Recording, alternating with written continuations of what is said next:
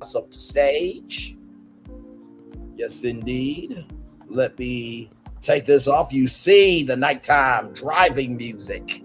You hear my voice, and hang on, let me make sure I got myself together. And there's me. Hi, everybody. Welcome into Brainley's virtual tour live.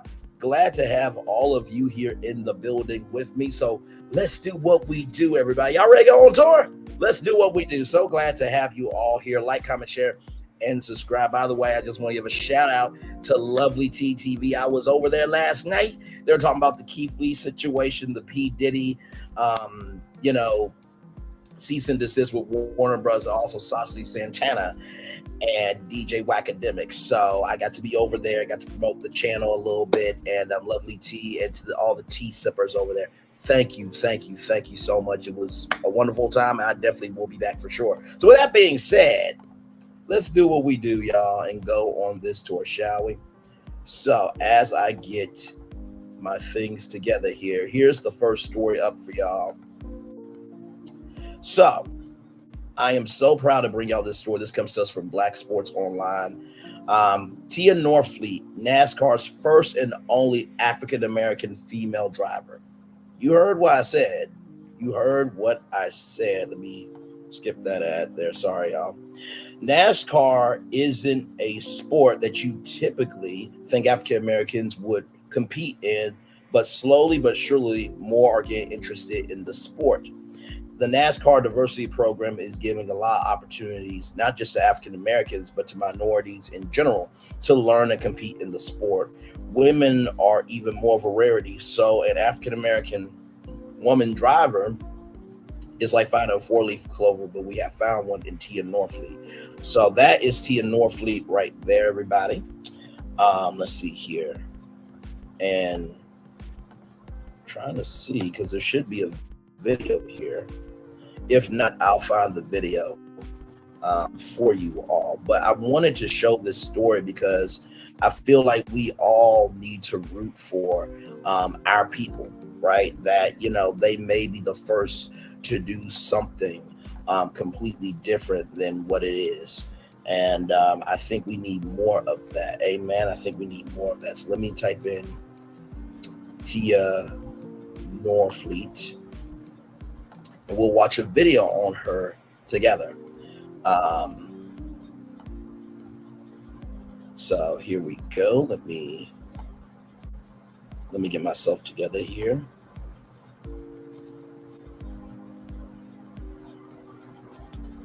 By the way, I hope all is well with you all. And like I said, happy, what is it today? Friday night. Yes, indeed. Friday night. Yes, indeed. So let me share this tab instead. All right. Skip ad. By the way, shout out to DJ Small Eyes, 1.25 million subscribers. So we're going to watch two videos here. Here we go.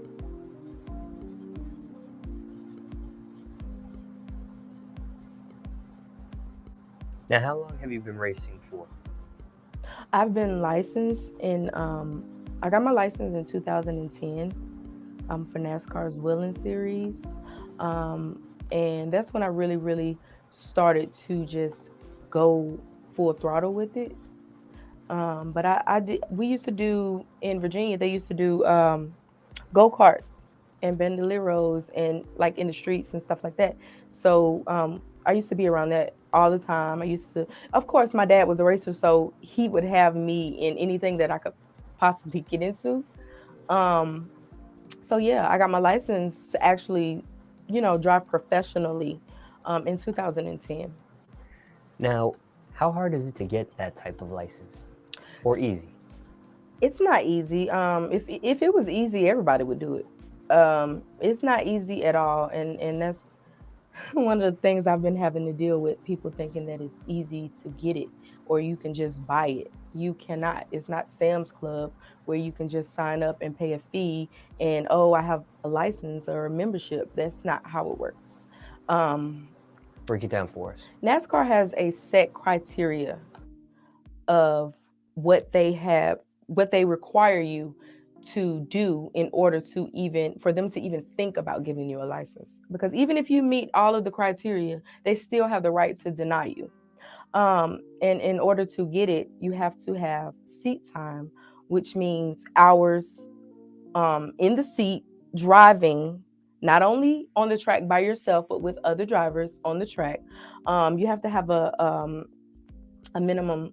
I think it's like, I know they changed it, but it used to be like 3,000 hours of seat time. That's just one of the elements. You also have to have a crew chief and a NASCAR official to actually come and watch you race, practice, test, everything. And they, contingent upon their approval, they send it to NASCAR and they see if you have if you have what it takes to race. I've seen so many people that have tried and tried and tried and tried and tried, and they have yet to even get a license.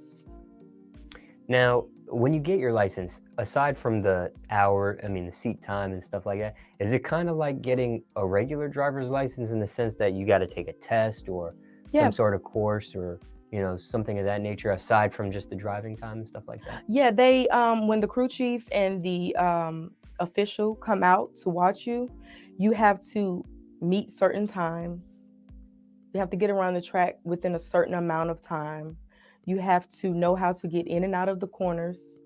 You have to know how to listen to your crew chief and do every single thing he tells you to do, because a lot of people don't realize that in these cars, you're driving, but that's all you're doing.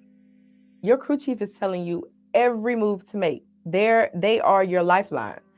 They tell you everything to do. And so in your mind, you're probably going around the corner and you're like, oh, I want to match the brakes.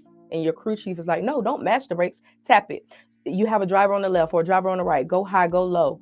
Meaning, if he says go high, you can move to the right lane. If he says go low, you can go down to the lower end of the track, which is the left lane. But if he says high, that means you have a car beside you, so you can't go. So it's like they are literally telling you every move to make. So you have to put your trust 100% into them, or it could be ugly. Now, is this something that somebody goes to school to learn to race and be a driver, or is this something that's picked up through other means? I guess it's like to each individual. Like, for example, like DJing, right? I'm a DJ. I didn't go to school for DJing. I kind of just watched a few people DJ, kind of picked up certain little tricks and tips here and there, and then I kind of just did my own thing. Right. There wasn't like an official school or course for it.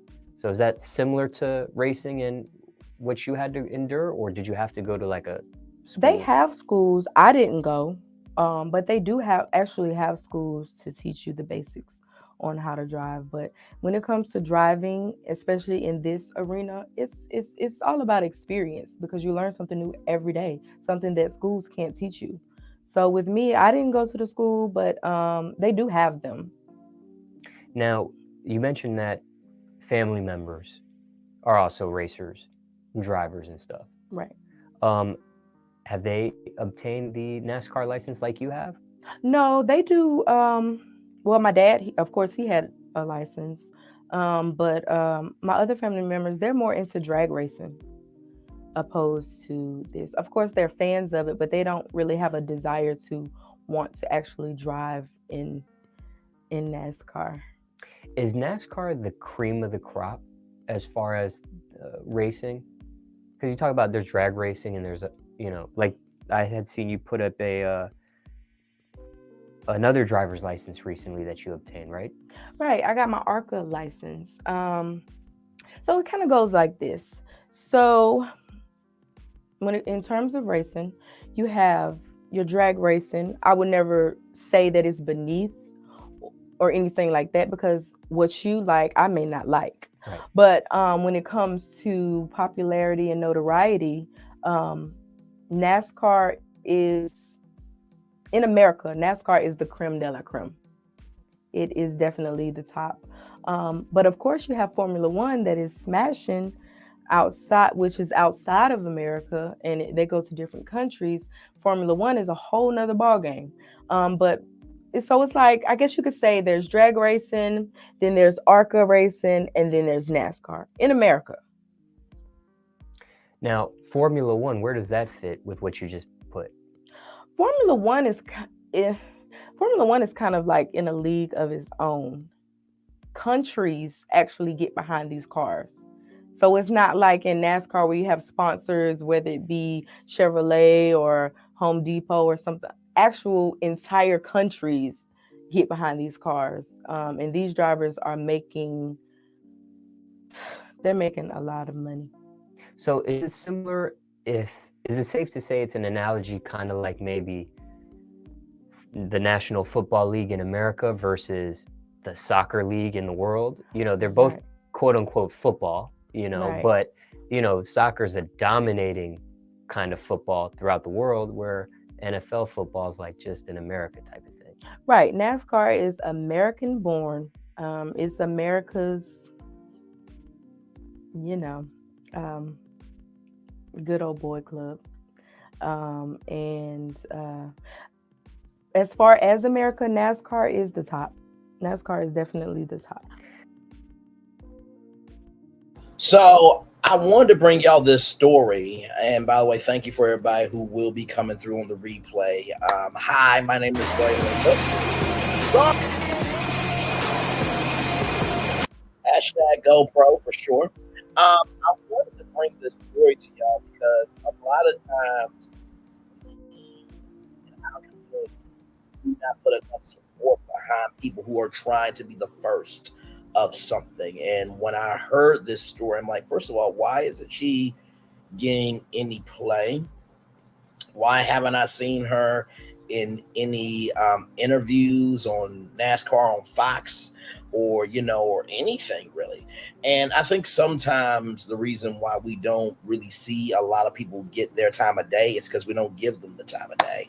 And let me tell you something, she is very articulate, very wise, very down to earth.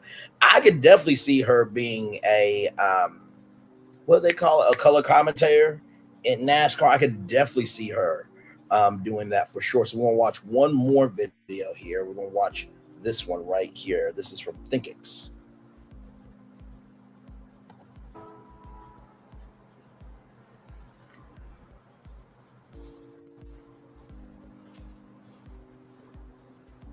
I've had the side eyes. I've had the, what is she doing? Where does she think she's going? Just being a woman, period, is already a hard job. So, being a woman in a male-dominated sport, it just allows me to bring out that inner beast, but gracefully.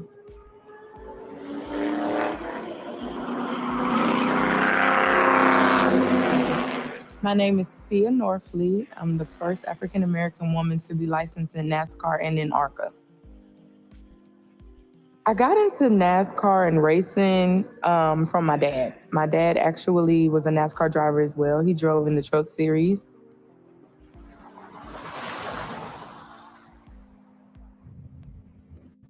He tricked out my Barbie Corvette, and he put a car battery in it, and he put a radio, signal lights, everything like a working car.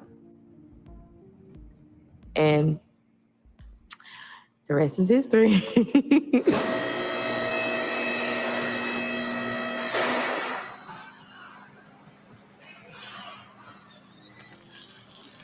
It's crazy. A lot of people look at race car drivers as if they're not athletes.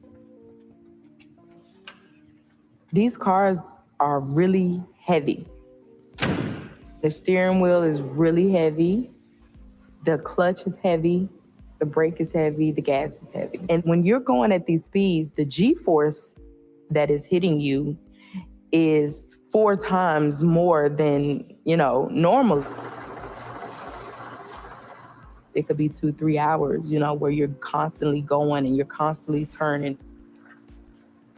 The car's been strapped in so tight. and not being able to move. You have this huge helmet on. You're stuck in this one position. It can be very uncomfortable. So you have to have enough strength to last the length of the race. Having PCOS has definitely played a major part in my life.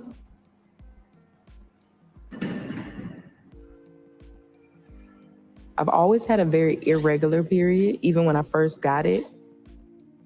And for me being a driver, I could be in a car and boom, I don't know when, where, how my period will come on.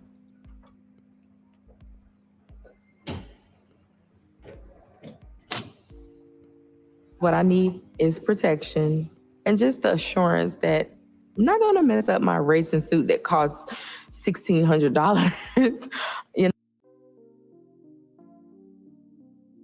No, I'm not going to be caught slipping.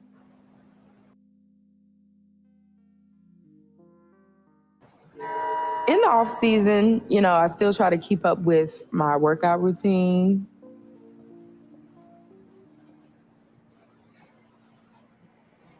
The go-karting actually keeps your skills up to par. It's like a little mini version of an actual race. You always want to keep the bread fresh because it can get stale real quick.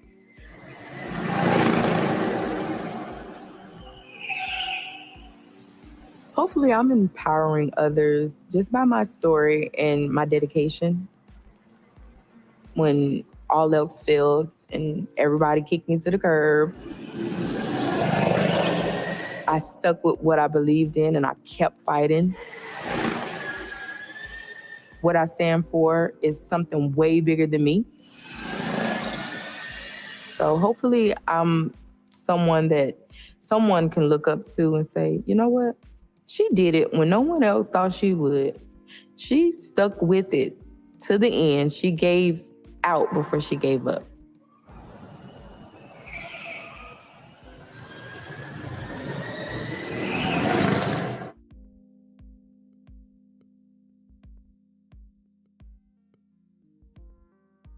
So I'm just going to pause it right there because I want you guys to see the people that worked on this.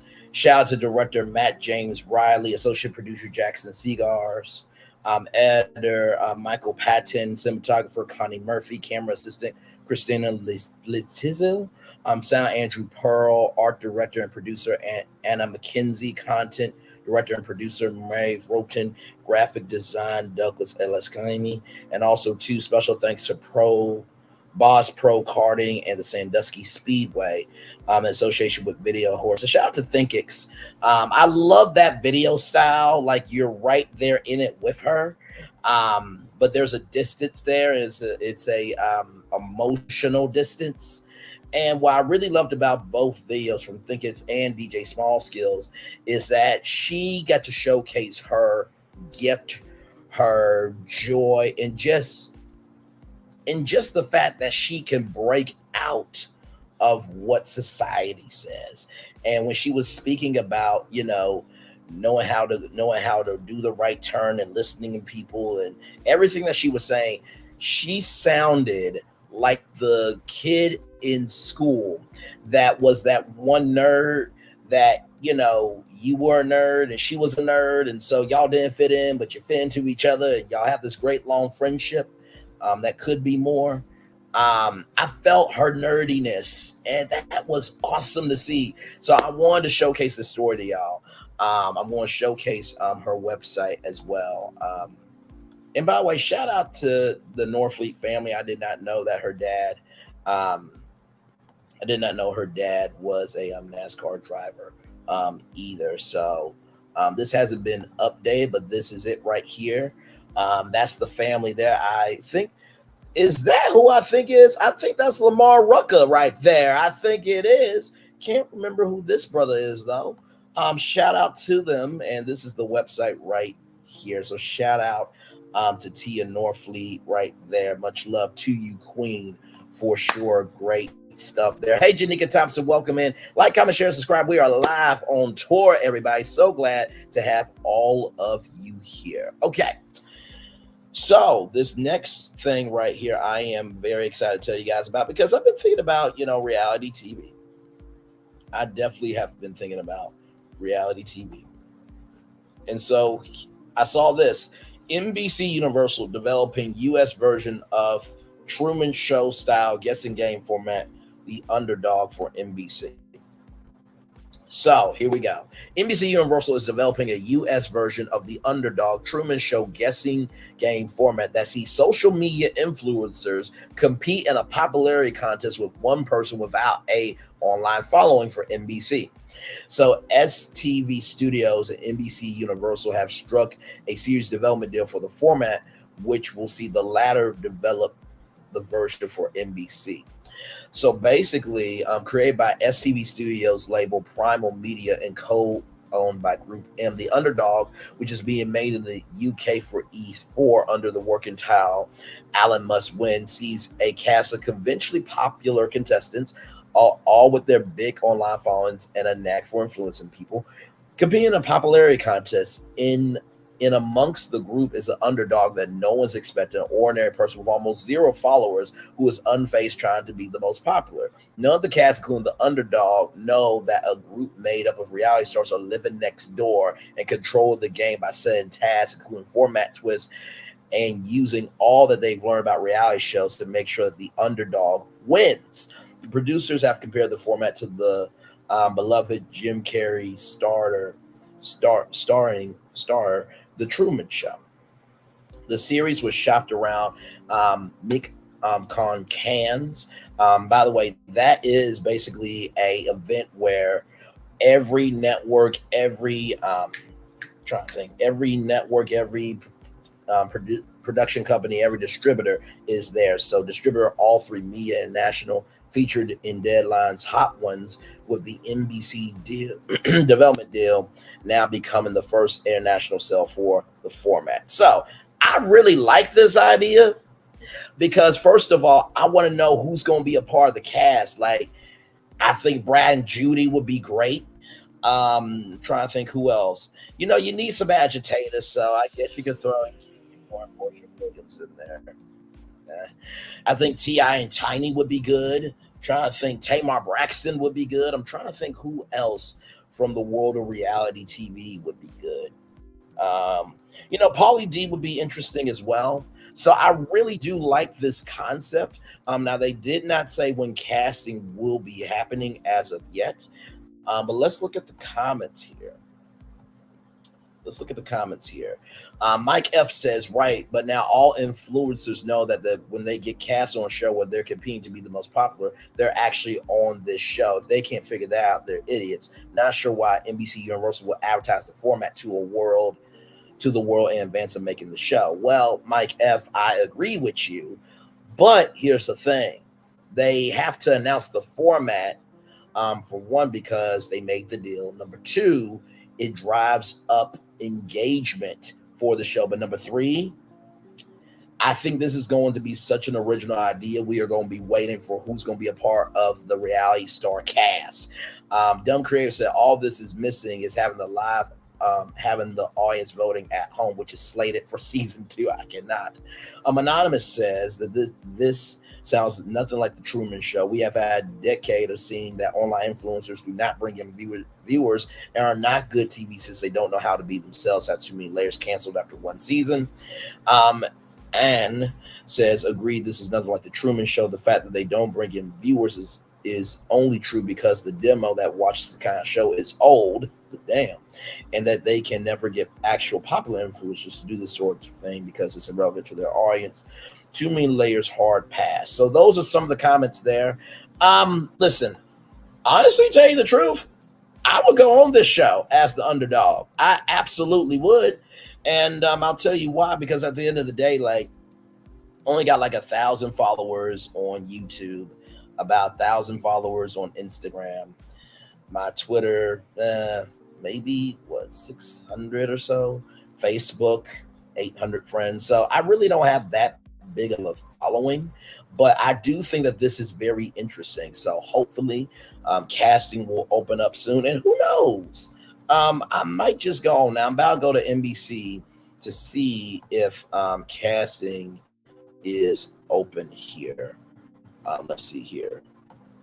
I don't think casting is open as of yet, but let's see here.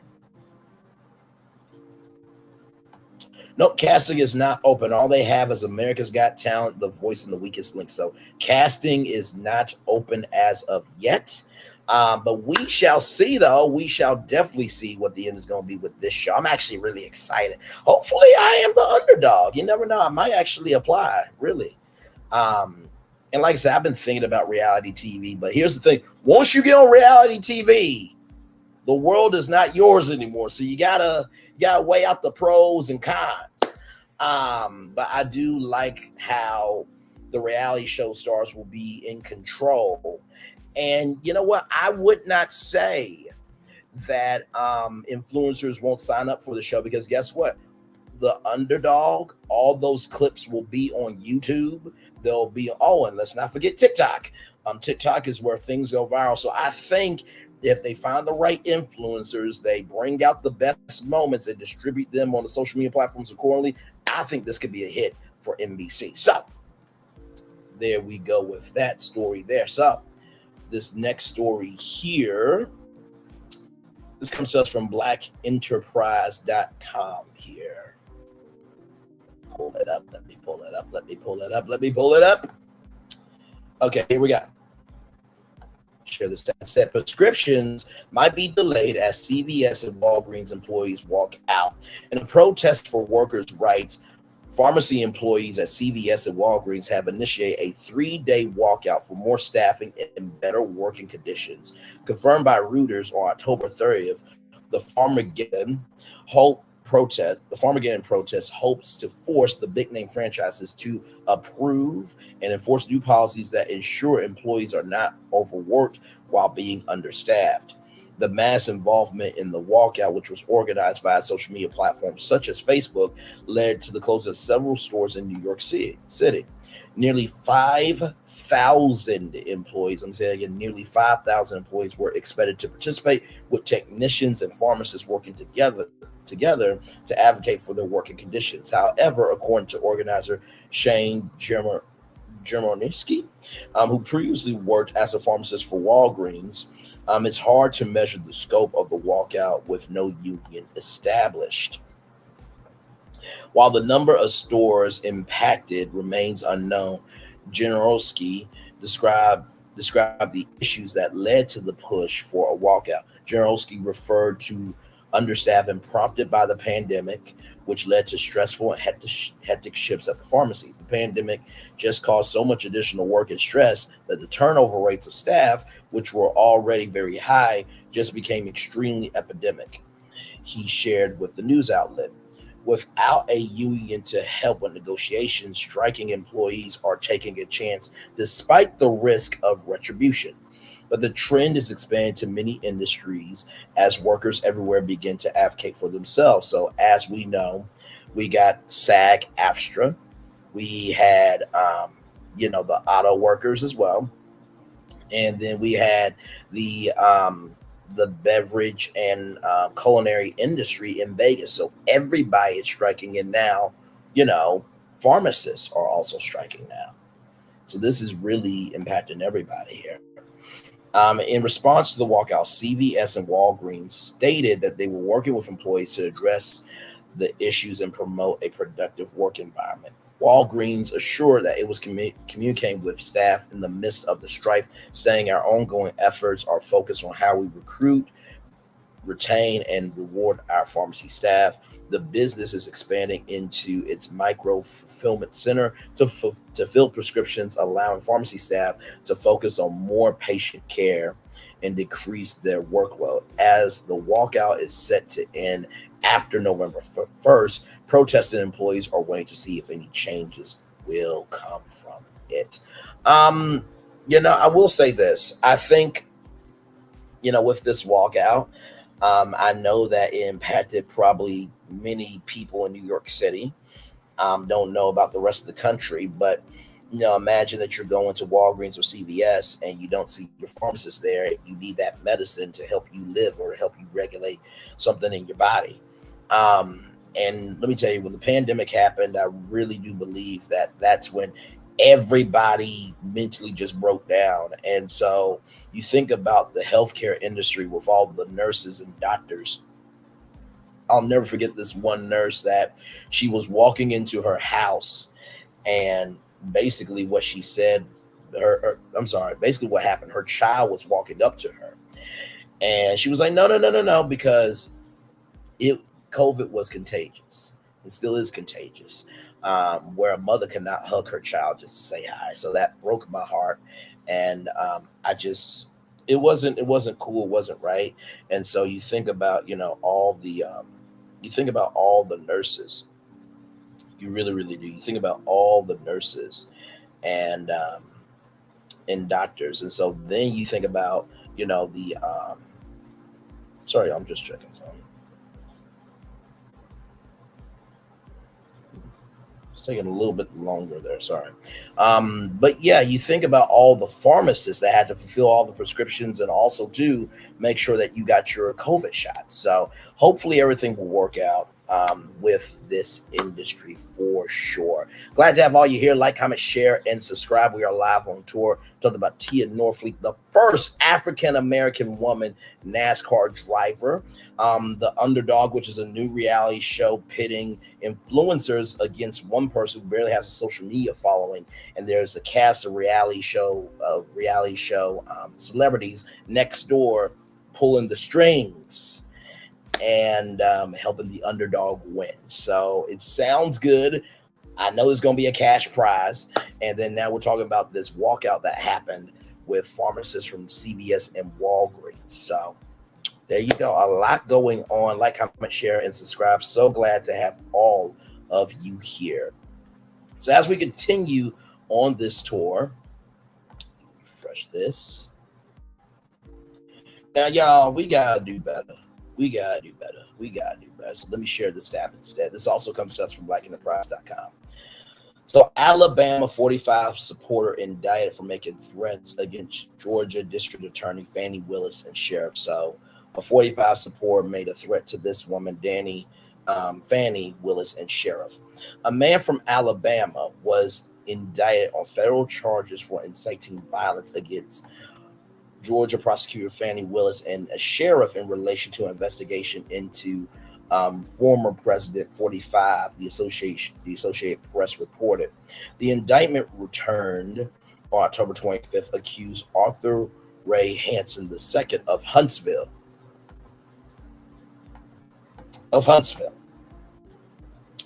Huntsville, y'all. Okay. All right. That's that. Lord Jesus. What is going on in Huntsville, Alabama, damn it? Of leaving threatening voicemails for the Fulton County District Attorney and Sheriff Pat Labatt. On August 6th, prosecutors claim Hanson called the Fulton County Government Customer Service line, leaving voicemails for the prosecutor and the sheriff close to a week before the indictment was returned. In a voicemail left for Willis, Hanson allegedly told her to watch out, and said she wouldn't always have people to protect her, saying that there will be vulnerable moments. When you charge 45 on that fourth indictment, anytime you're alone, be looking over your shoulder, he said. The assailant threatened the sheriff, according to the indictment, over 45 taking a mugshot. If you take a mugshot of the former president and you're the reason it happened, some bad expletive is going to happen to you, and you're going to get expletive up if you keep expletive with my former president. Hanson allegedly said over the email. He said my president, but he's a former president. Hanson, 59, said he is not guilty of the charges via phone call. Sir, this was an indictment, sir, and you've been indicted on federal charges. They have the voicemails. Okay. He made his first federal court appearance in Huntsville and is scheduled to be formally arraigned in Atlanta on November 13th. In a press release, U.S. Attorney Ryan K. Burkan um, called Hanson's actions vile. When someone threatens to harm public servants for doing their jobs to enforce our criminal laws, it potentially weakens the very foundation of society. Officials are taking these charges very seriously. Special agent in charge of FBI Atlanta, Kerry Farley, said acts like this are a threat against our democratic process.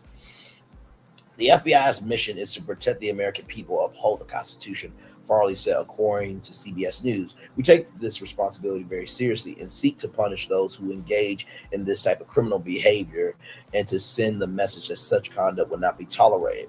Hanson isn't the first person to be indicted in connection with threats made to government and law officials. A woman from Texas was charged after allegedly threatening to ill a member of Congress and the federal judge in charge of a criminal case against the 44th president in Washington. Lord help. I cannot. I can't do it. I just can't do it. I just cannot do it. I'm trying to see if I can find a picture of him for y'all so y'all can see what this fool looks like. Images.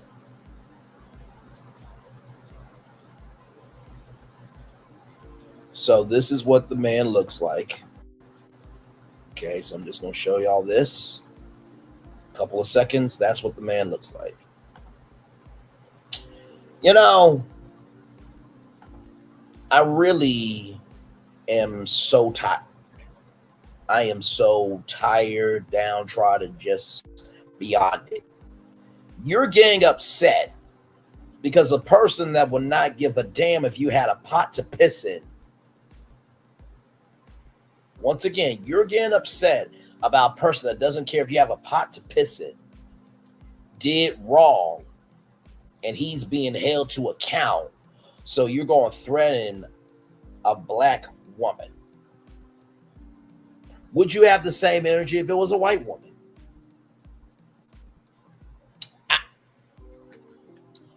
And this is the thing too. I can't stand ignorant behavior. And ignorance just means lack of knowledge. If somebody were to threaten his family, he would be having a whole different tune. And it's disgusting. It is a sad display, and there's no words for it. You want to be upset over somebody doing their job because somebody wasn't responsible. And honestly, they have the voicemail, sir, so you're going to jail. Hope you enjoy Huntsville jail, because prisoners do not take people disrespecting women. So I think you'll be taken care of, hopefully in a way where we don't have to hear from you again. So with that being said, let's roll on this tour here. Let me see here. All right. Sorry, I was just trying to get to my shared screen here.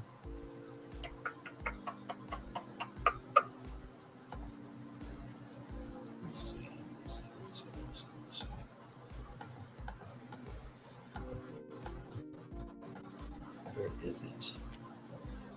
Where is it? Where is it?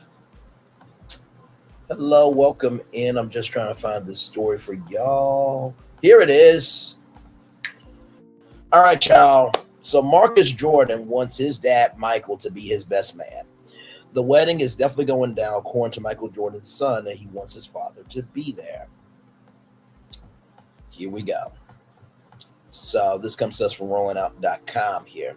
Marcus Jordan, the second oldest child of NBA legend Michael Jordan, wants his father to be his best man at his upcoming wedding. The son is reportedly going through with plans to marry Real Housewives of Miami star Larsa Pippen, who's the ex-wife of Scottie Pippen. The Pippins were married for 24 years until December of 2021 and share 4 children. The event is reportedly going down, even though Michael Jordan expressed his disapproval of the wedding back in June of 2023. Now, this was when I think he was out in LA, and TMZ got to him and asked him, and he did not. He wasn't here for it. Marcus Jordan, 32, and by the way, I think Marcus Jordan is in charge of his dad's shoe brand, and also he has had his own clothing store as well. So just to give you a little context on who Marcus Jordan is, says he wants to keep the family tradition. During the couple's interview on Pablo Torre Finds Out, he said Michael Jordan was also the best man at his oldest son Jeffrey's wedding, and the son was the best man at Michael Jordan's second wedding. Here, I was the best man at his wedding and the best man at my brother's wedding. So obviously we'll keep that tradition going, is my thoughts on it. The younger Jordan said. I'm trying to see if I can play this clip.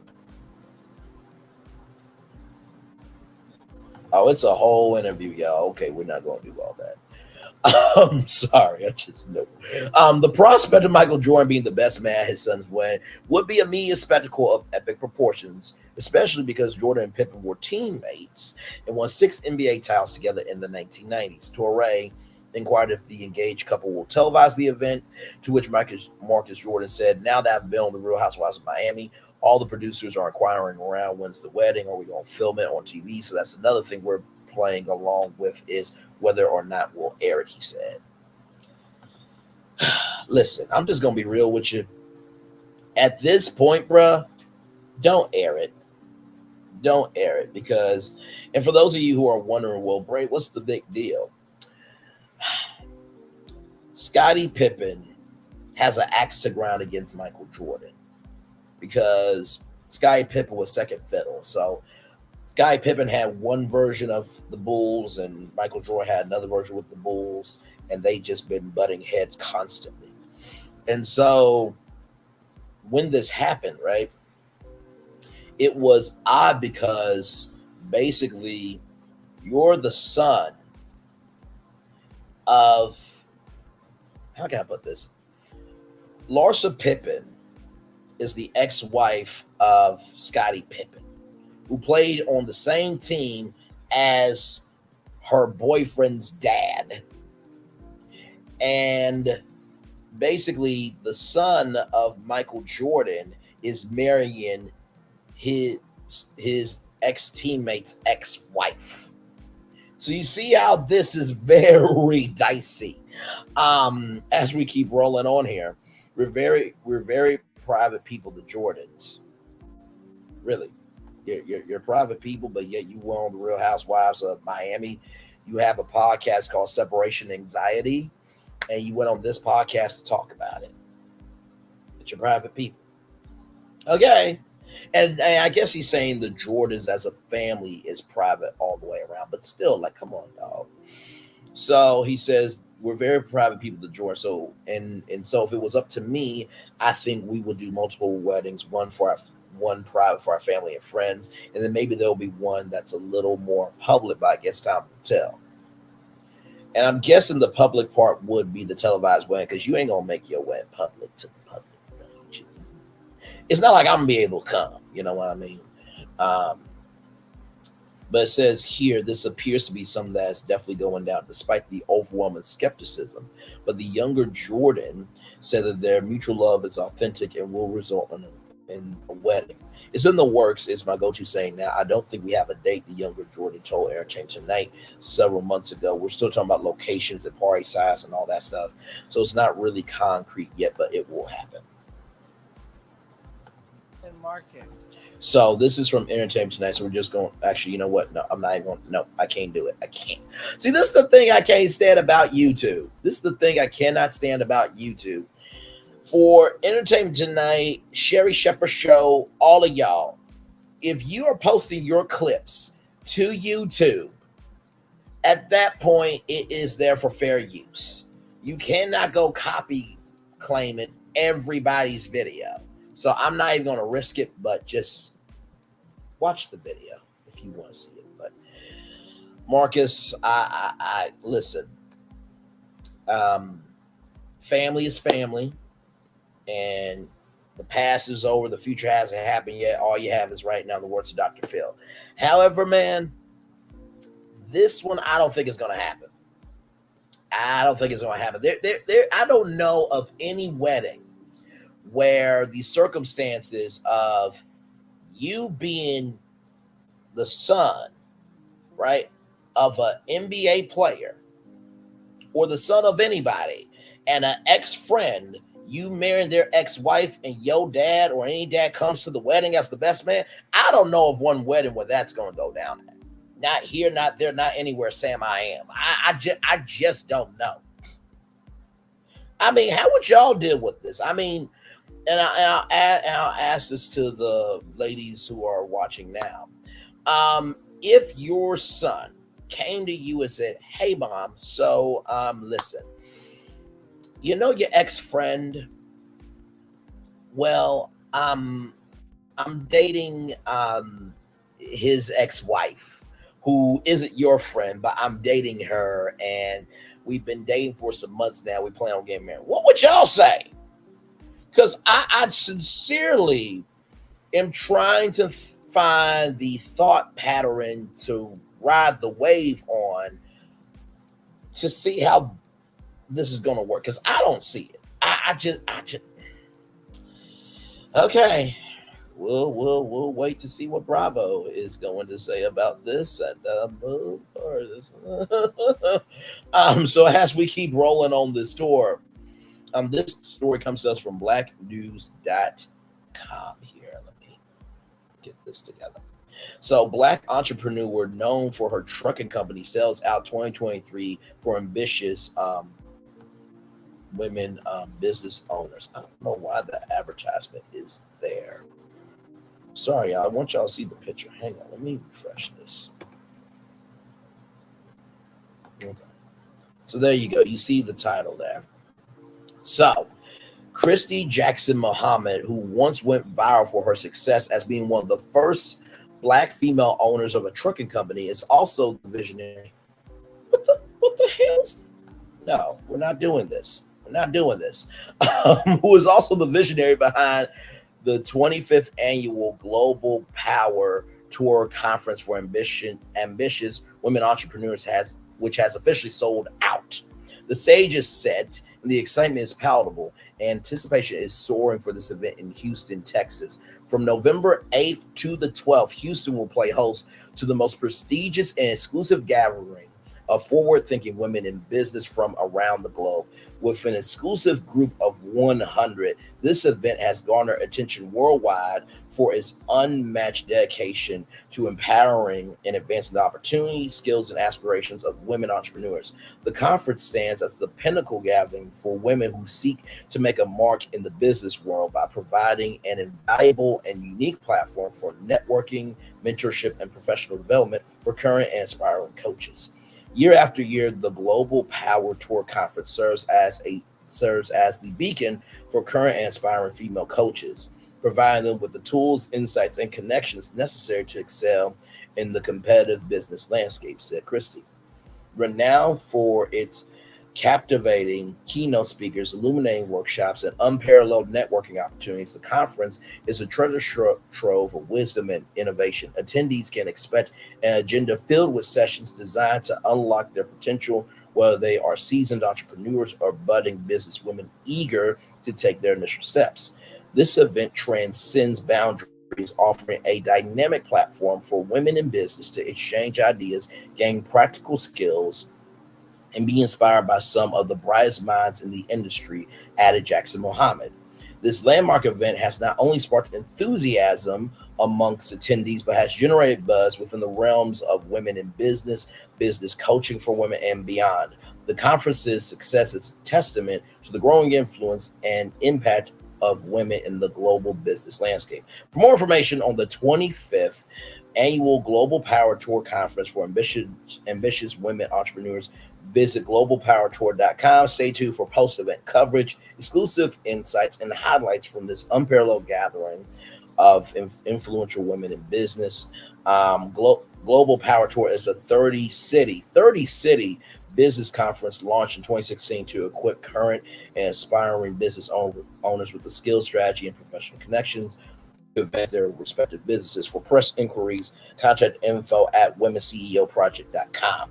I think this is absolutely wonderful. Shout out to Kristi-Jackson Muhammad for putting this together. And honestly, I really do believe, for us who want to be more, go to conferences and events where you may feel uncomfortable, right? Because at the end of the day, the only way you will ever elevate is if you put yourself in a position to elevate. So I'm going to show you guys the website, because I always do that for every single thing here. So I'm waiting for the website to load up here.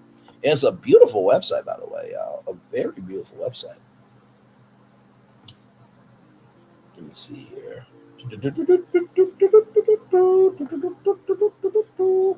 Okay, and share this tab instead. Here it is here. Look at this website here. Tickets are sold out. 7 days, 6 hours, 7 minutes, and 33 seconds here. So we're going to play this clip. And here we go. Hey CEOs, I want to welcome you to my 25th Global Power Tour on November 11th here in Houston, Texas. Now we're going to do it again at the only 5-star dining. Sorry, it's loading here.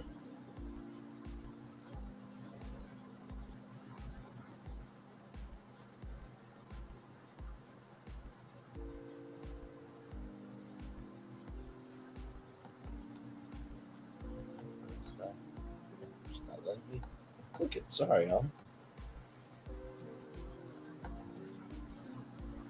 Sorry, it's still loading. I thought this would play right away, but hang on. Well, as that begins to load, we got the Ultra VIP ticket, General ticket, VIP ticket. So I will click the Ultra VIP ticket here. We'll go back to the video in just a moment. This new VIP package curated for only 20 CEOs. This package was created to give you a full weekend plus experience that combines high-level networking, 7-figure coaching, a coveted custom bag, and so much more. There are only 20 spots at $7,000. It was $7,000. So here it is here. 4-night hotel stay at the 5-star Diamond Post Oak Hotel. Intense group coaching session November 9th, 9 a.m. to 2 p.m. Custom curated welcome package from Women Conference Power Plus sponsors, all white champagne night, a farewell brunch Sunday, access to all keynote sessions on the day of the conference, digital business package, access to vendor expo rooms, champagne reception on the day of the conference, plus a 200-page digital sales and money planner. So that is a ticket. All right, so we're going to go through all the tickets and sponsorships, and then we'll play the video here. A general ticket, that was $1,000. So right here, welcome package from WCP and sponsors, access to all keynote sessions of the day of the conference, access to vendor expo room, champagne reception on the day of the conference, and also the digital 200-page sale and money planner. So regardless of which one you get, you still get most of it. And that was $1,000 ticket there. We'll go back to tickets. There's a weekender bag for $45 there. You got 10 spots there. You got a short sleeve shirt for $25. Women CEO Project. Women CEO Project there. You got a Global Power Table vendor, so there's only one available left. Global Powered Badge sponsor. Global Power Tour speaking sponsorship. Let's click that and see what that is.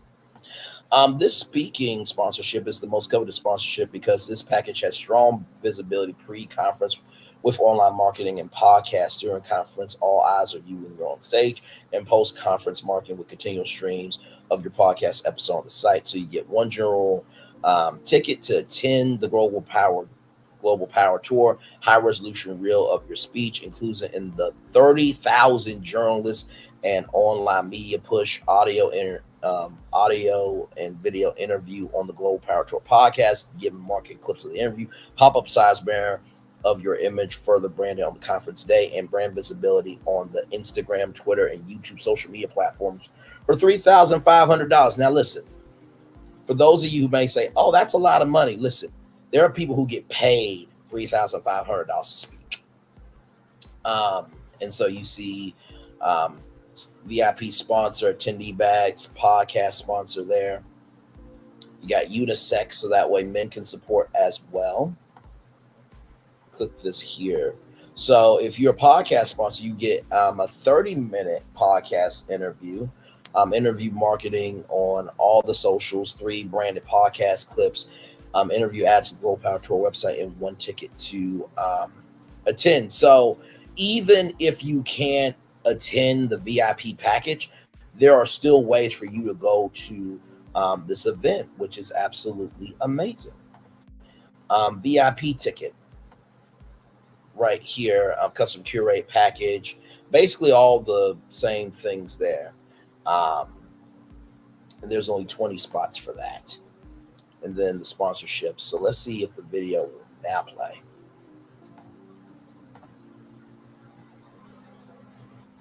Hey CEOs, I want to welcome you to my 25th Global Power Tour on November 11th here in Houston, Texas. Now we're going to do it again at the only 5-star Diamond. Let me see, because they said they got like a YouTube channel here. Let me see if we can go the YouTube channel here. Sorry, y'all. I'm glad to have all of you here in the building with me. Glad to have all y'all here in the building with me. Okay, you know what? We'll just do it from the YouTube channel. Okay, that's fine. That is totally fine. Y'all give me one moment here. Pause it. All right, here we go, y'all. This is the Global Power Tour Annual Conference right here. Leg out.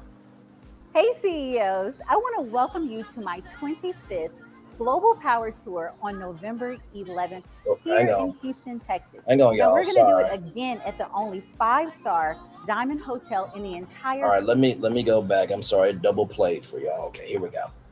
Hey CEOs, I want to welcome you to my 25th Global Power Tour on November 11th here in Houston, Texas. Now we're going to do it again at the only 5-star Diamond Hotel. Very nice hotel. That's a Rolls Royce Hotel. Guys, I am so grateful and so amazed that me having an idea and just a little bit of faith in 2016 to launch a 30-city tour that I could not afford, didn't know how I was going to do, but now here we are at the 25th Global Power Tour. Man. There are going to be ambitious women in the crowd. There are going to be women in the crowd who are looking for their business bestie, looking for their next partnership. And I want you there in the room so that you can not only get the networking, but that you can also get the content. Again, we're going to be November 11th here in Houston, Texas. I would love to have you, and I would love to see you in person again. Welcome. Well, there you go. Shout out to that queen right there. And if you are going, have a wonderful, wonderful time. And that is all the topics, y'all. We got in under an hour. Come on with it. Yes. Yes, indeed. Listen, y'all, I have been trying my very best to try to have an hour show. And oh my, see, we're right at an hour. I did not know if I was going to be able to do it, but wonderful, wonderful stuff there. And listen, at the end of the day, you just really never know the power of just being you. So I'm going to give y'all some facts here about this 2023 conference facts. Over 225,000 digital impressions per day. Conference launched in 2016, 24 cited, hosted previously, 2,100 plus previous attendees. Conference hosted at the only Diamond 5-star hotel in Houston. The demographics for this: 67 say that again, 67% college educate, average income 56,000 per year, top three interests, business, luxury, and healthcare, top three cities, New York, Houston, and Lagos, Nigeria. Average age range 35 to 44, 91.2% female and 8.8% male. I'm assuming even though it is for women, I'm guessing there are some males there that they go there and support. So that's what's up. I'm here for it. And you see these right here. So you got Houston in 2016, Baton Rouge 2017, Accra, Ghana 2017, Houston 2017, Dallas, Atlanta, Georgia, Washington D.C., New York City, Houston, Texas, Philadelphia, Pennsylvania, the home of the Roots and Jill Sky and the Fly Eagles, Johannesburg, Africa. Let me not forget Toronto, Houston again, Costa Rica, Houston Online 2020. That's when COVID happened. Playa del Carmen. I've never been, but I've always wanted to go. Miami, Houston again, South Africa. In March and April of 2022, Playa del Carmen again, Houston, South Africa, Italy, and Houston. 2023. How about that? That is, see, this is why I love doing the show. Because honestly, it really just tells you about it. So here's all the things here, as you can see. So there are 4 badge sponsors remaining. There's bag attendee sponsors there. So you get your item in the bag and a branded IG post, table vendor. You get a ticket to the event right there. Podcast sponsor, 28 remaining. Speaking sponsor sold out, and night VIP. That VIP ticket to attend the Global Power Tour and a second ticket is discounted. And then you get 10 minutes to speak. So y'all listen, if you can do it, do it. But such a wonderful, wonderful platform for sure. I appreciate each and everybody just coming through here. I was really thinking a lot today, just a lot about certain different things, and something happened. Not gonna bring it up now because guess what? I'm better now, for sure. And so, I appreciate each and every one of you for coming over to this page, for seeing something in me, for investing in me. Every like, comment, share, and subscribe, it does not go unnoticed by me. I try my very best to bring you stories that have a little meat on the bone. And I know what you're thinking. Wait, Bray, how can we go from the first female NASCAR driver to a reality show about somebody being the underdog to pharmacists to, to criminal law to MBA and then to a black entrepreneur woman taking over the world? Because that's what virtual tour is about. And that life is bigger than just being boxed in. You know what I mean? And I hope that with each and every virtual tour, I always say this: higher is waiting, lower is available. But either way, we're about to go on tour. And I want to take you to the good, the bad, and because it's happening in the culture, try to bring you. So my main title that I would like to claim is being a social media philanthropist, which means I give back through the power of media, whether it's, hosting, producing, directing, creating, what have you. So yeah, being able to get back to the power of media for social reputation, they go out the lessons that they want. And I do not despise small beginnings. If you're a steward over a little, God will give you a lot. So I love doing this show. I love bringing you these topics. And I know I'm bringing you guys topics that other people don't talk about. I know I am. And, at the end of the day, just give it everything you got. And there's always someone new on YouTube. There's over 1 billion people on YouTube. That's crazy. There's over 1 billion people on YouTube. So do not give up.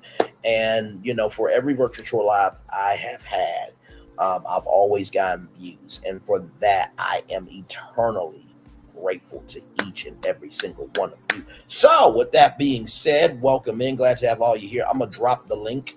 I know there's only 2 people, but this is the part of the show where I usually do drop the link.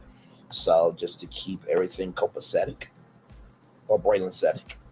And by the way, shout out to oh Lord, I gotta push it up. Oh, wait a minute. I think I can pin it. Oh, no. Wait. Yep, I can pin it. There we go. The link is pinned. And thank you all so much once again. If you want to come up, feel free to talk about any of the topics that we have talked about. And yes, indeed, glad to have all of you here in the building. I'm going to turn off my camera now because I try to stay on for all of the topics at least. But yeah, glad to have all of you here. I'm going to look on TMZ and see what's going on with TMZ, if anything. Let's see here. Let's see. Probably not too much. Oh, hang on, y'all. Sorry. Probably not too much going on. I'm just looking. Just looking.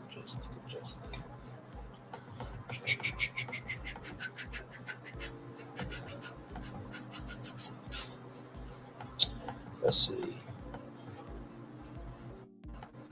By the way, y'all, I will be talking about Andy Cohen and Bravo on Tuesday. So what I'm going to do with that show is I'm going to break down the the Vanity Fair article. Y'all, is 18 pages. So what I'm going to do is I'm going to go into my Google Docs. I'm going to do bullet points. And so I'm going to read it, then give bullet points. Read, then give bullet points. Or I just may give the bullet points. But either way, we're going to talk about it because there was a lot in there. I rushed off of my virtual tour live to support Tea Talk with Your Girl. And thank y'all so much for the views on that review. That was a great review. We had a good time. We had a very good time. But I wanted to dig into that article because let me tell you something. It looked real. Of course, Andy Cohen has a response, and I will be adding that response to the show. But yes, indeed. So, let's see here.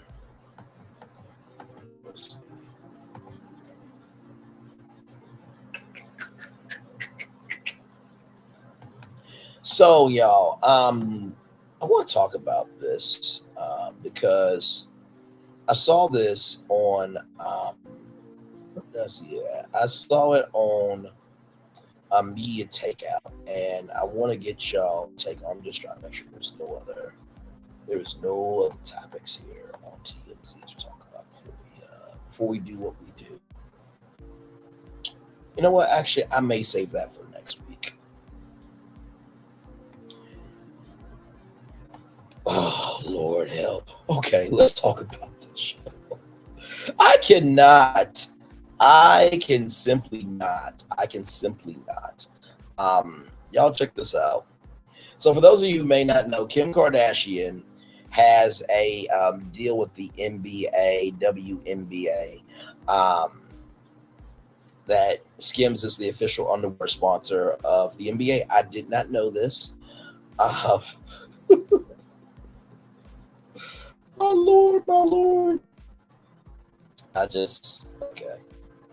I mean, it is what it is. Let me get the video pulled up because this is the first time that I've seen this. I knew about the deal, but I did not know the commissioner was going to have words to say.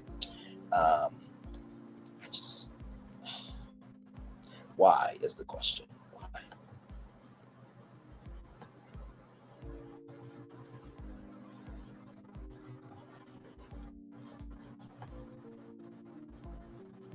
Sorry, y'all. I don't know why the video's not playing like that. Hang on.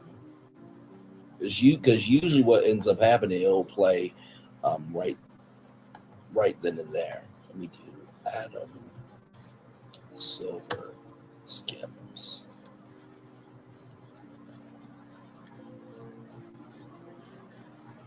Okay, so we'll just do it on. We'll just do it here instead. Okay.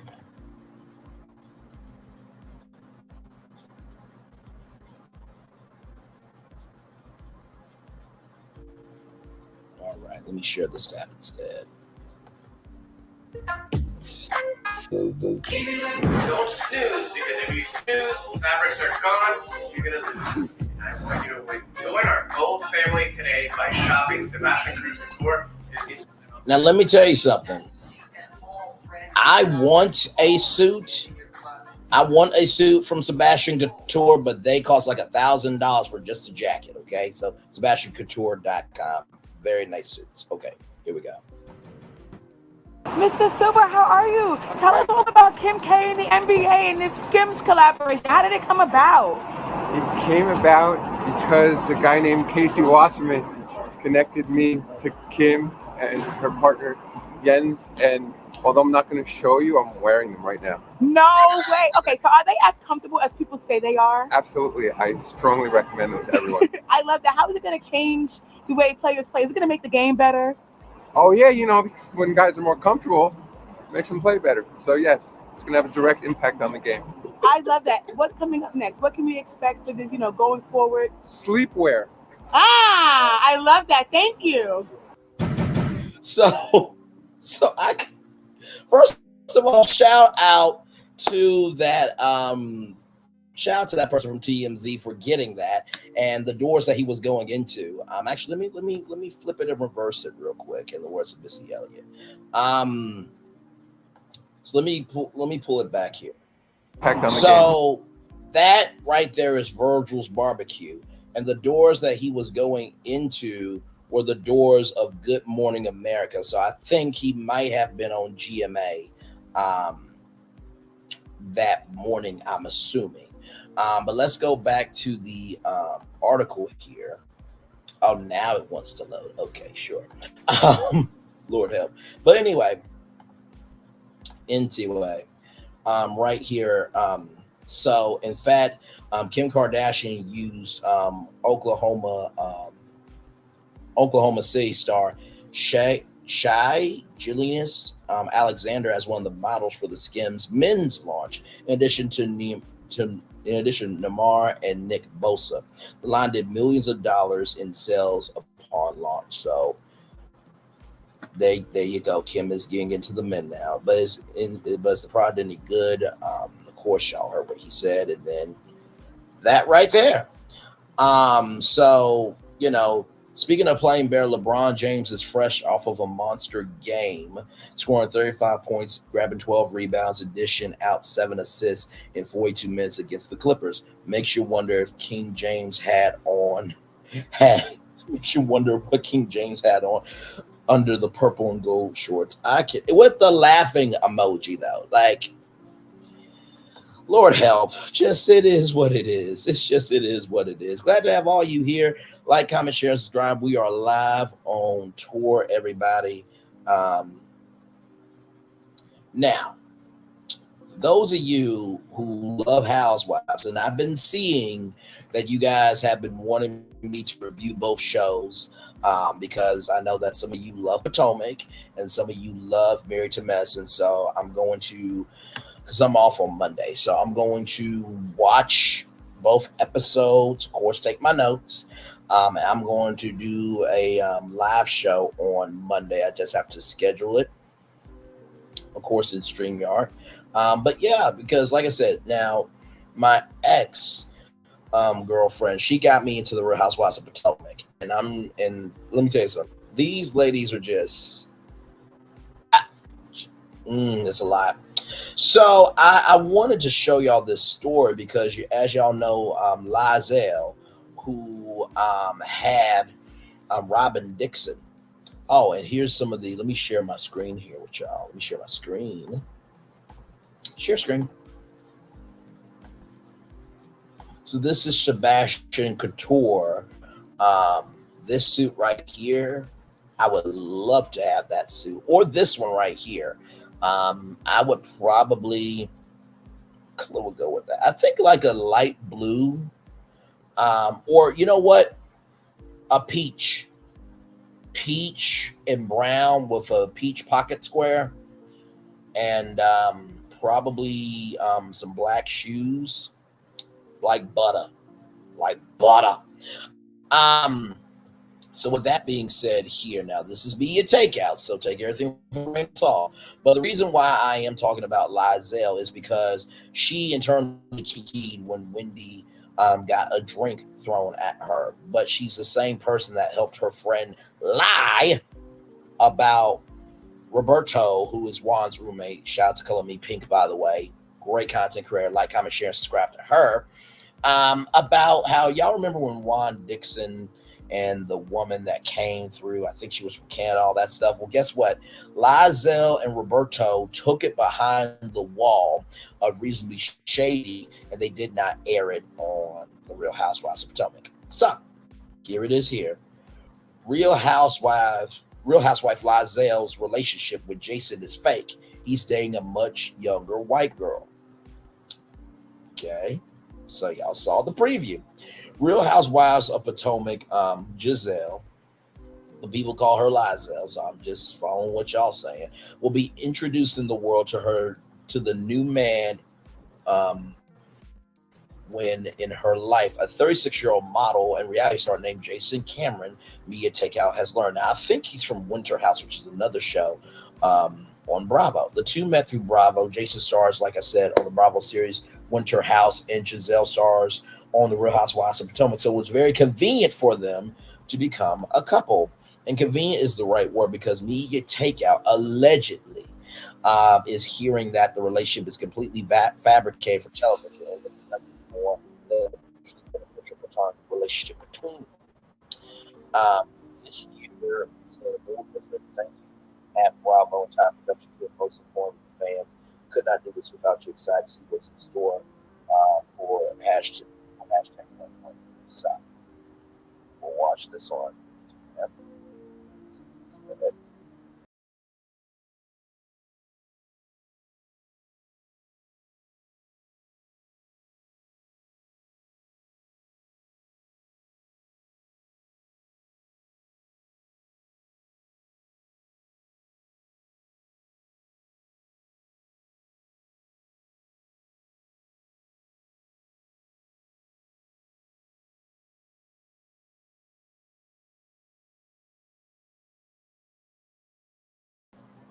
Okay, so I'm trying to see here if Lizelle's going to come in. Oh, wait a minute. I think that. Wait, he was with a woman, wasn't he? He was with a woman, wasn't he?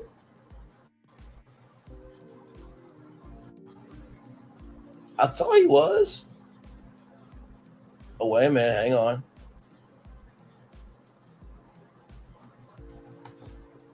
Oh, that's the cast of Winter House getting ready to go on the stage.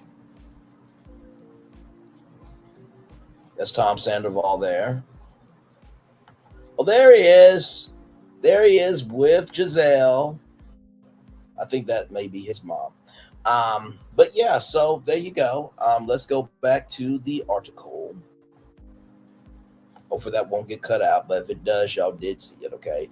One source close to production told Media Takeout, Jason wanted the clout of being on a bigger Bravo show, and Giselle needed a storyline, so it worked out for everyone. Here's a bit of interaction between the two. You can see that there's absolutely no chemistry with them. So this is from Jay. Shout out to Jay's reality blog. I think I've heard of him. Also, shout out to TV Deets as well. So here we go. Okay. So you got 3 different types of tuna. Okay, which one tastes better? We're gonna try it all. We're gonna try it all. Okay, and then scallops? Oh. Say no more. We're gonna do cooked scallops and we're gonna do the salmon and tuna. I have a bigger pan. Do you? Yeah, I do. Okay, let me get that. Bigger that way I can bend over and you can check out the scene. Oh! I'm not looking. All right, like something like this? Yeah. This is better? That'll keep things from popping up. So Jason is 16 years younger than you. What are the benefits to dating a younger man? Jason's how many years younger than me? 16. No one's counting. Do you want me to stop dancing? No, never. Mama gotta live. You know, Mama's been mama for a long time, but I got to live. I got to do my thing. And I did run up on this guy named Jason. And he's a young, hot thing, a little tenderoni.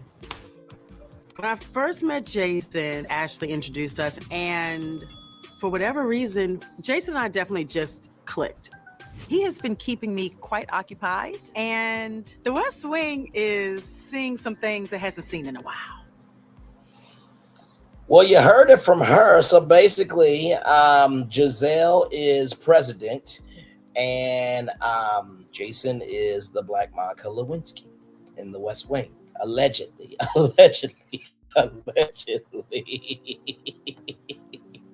I just wanted to bring that to y'all because I know some of you guys are fans of Housewives. Oh, okay. Almost forgot. Let me share this last detail. Let me share this last detail. Share screen again. What the hell? So it says here, the story gets better. We're told that Jason has an actual girlfriend, a 20-something-year-old white girl. We can't wait to see all the cringeworthy footage of Jason and Giselle this season. That will be happening this Sunday, the 5th. I think what? Let's see. Hang on. Let me look up Bravo. Bravo. Because I think they usually going to do it 8/7 Central, 9/8 Central. You know that programming block. BRAVO TV.com. Okay. Let me see what we got. By the way, shout out to everybody at BravoCon. Hopefully all is well with you. Out there in Las Vegas, Nevada, not Las Vegas, Vegas. By the way, y'all, in case you do not know, and I told y'all about this before, but you can stream. Let me show y'all this here. You can stream BravoCon on Peacock. That's right. So from the 3rd through the 5th, there will be special events that will be streamed. I think either live or the next day on Peacock. So that is very, very cool. But yeah, let me go back. Let me go to shows.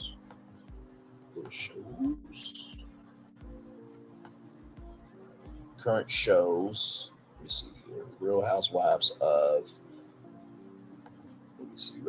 Potomac. I'm gonna pull that up, and then we're going to do what is it? Wait a minute, where's Married to Medicine? Okay, y'all seeing the same thing I'm seeing, right? That is odd. Oh, here it is. Okay, I was like, wait a minute, where is it? So Married to Medicine is going to premiere at 9/8 Central.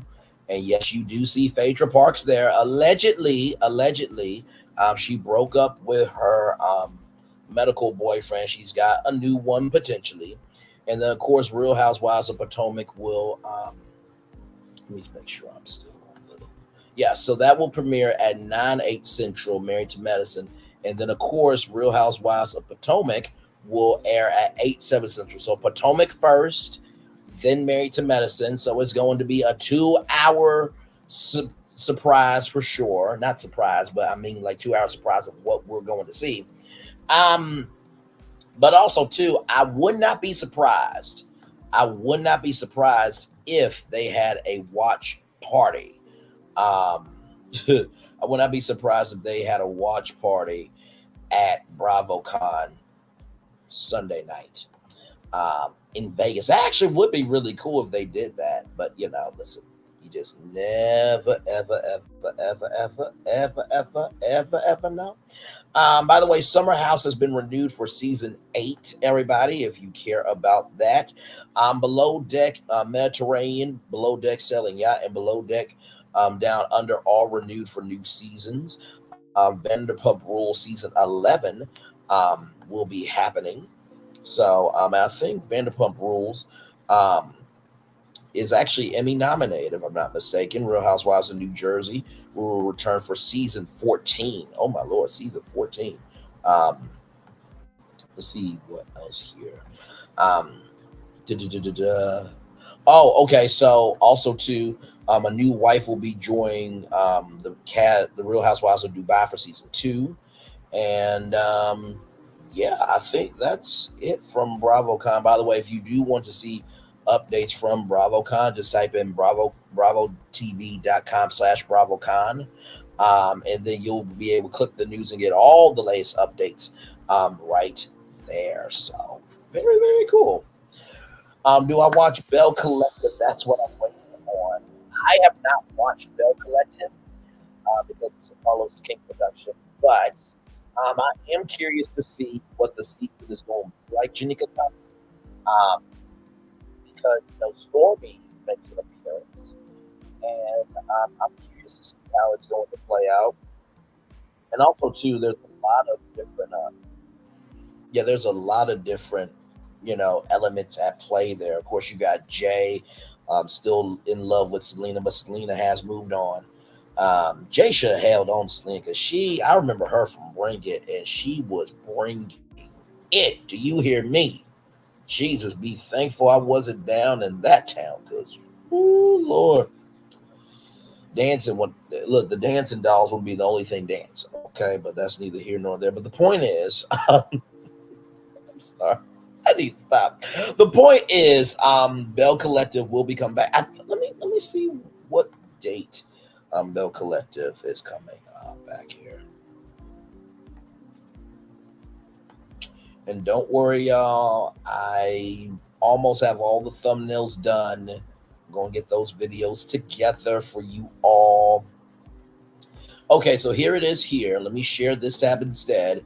Bell Collective premieres November 10th, 9/8 Central, only on OWN, only here, #OWN, keeping it real. So they return November 10th. Listen, I mean, if you guys like it, I may watch it just to, get the feel. Now, of course, like I said, with this show, getting into any show, you're picking up right where they are. So, and this is a Black-owned business marketplace. So, okay, this is showcasing businesses from Farish Street District. So you got Big Apple Inn, you got Johnny T's Bistro and Blues. That looks delicious. I think what is that Strip Scampi? I think Marshall's Music and Bookstore, Dennis Brothers Shoe Repairs, and E&M Florist, Goddess Links. So there you go. Latrice opened up Goddess Links in 2014. It has turned into a $1 million hair business. There you go. Simply Blessed Candles there. And they're inspired by Black culture, films, and TV shows. Okay, that's what's up. Aloha Glamour, African and Hawaiian inspired brand, Jiri Naturals, Decadent Hair and Skincare Products, and Green Bean there, a coffee shop. Kiki Mats, I like that name, that's cool. Kiki Mats, Fun and Empowering Phrases, Page 11 Paper Goods, Salon Marnier, Blaze on Brush, Lauren Apparel Beauty, A Dozen Cousins, Philip Ashley Chocolate, Soul Popped. Ooh, wait a minute. Macaroni and cheese and banana pudding popcorn. You know what? Y'all gonna be like rrgsnacks.com. By the way, shout out to Real Reality Gossip. I love that damn channel. They are amazing. Lily's of Charleston and Smokey John's Barbecue. Now listen, y'all got barbecue on there. I'm already here for this list. But shout out to all of these businesses on that street there. And let's see here, the shop. So I'm gonna show y'all Soul Popped, and I really like that. So you got Austin Smoke Vegan, you got banana pudding, and it's not pudding, it's not pudding, it's pudding. Okay, so there's a difference between the two, a distinction. Big Mama's Fried Chicken Vegan, butter corn on the cob, chicken and waffles, create your own flavors, heavenly macaroni and cheese, and real deal sour pickle vegan. Click to create your own flavors for $8. So it says how it works: 3 steps. Choose your base, lightly salted or unsalted. Select your flavor add-ins from the list of available options. Choose as many as you'd like to achieve the desired flavors you like, and then give us any special requests. Mild jalapeno, I like it hot, extra nacho cheese, extra sea salt and vinegar, etc. We'll batch it to your specifications and ship to you directly. So let's have some fun. Choose base. I like mine's lightly salted. So then create your own option. So y'all, this is what they have. Oh my God, it's so much. Okay, so we're gonna go through them all. Black pepper, black truffle and sea salt, butter jalapeno, butter, black truffle salt, candy pecans, chocolate covered strawberry, cinnamon, dark chocolate, jalapeno, milk chocolate, nacho cheese, or nacho cheese. I'm sorry, y'all. Just having a little fun with y'all. You know the joke. It's nacho cheese.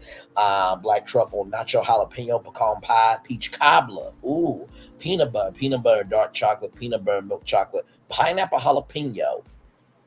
You know what?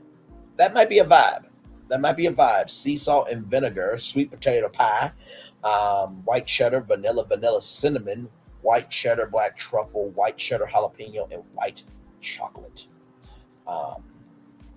So yes, indeed, it did show that. I think it did show that. I'm gonna have to cut that out. That's okay though. I'll have to cut that out. Hey man, I should have just stopped there. But anyway, I did not know it was gonna do that, y'all. But yeah, that was. And white chocolate. I did say that. So let me go to the shop here. Hate that shit. But anyway, chicken and waffles here.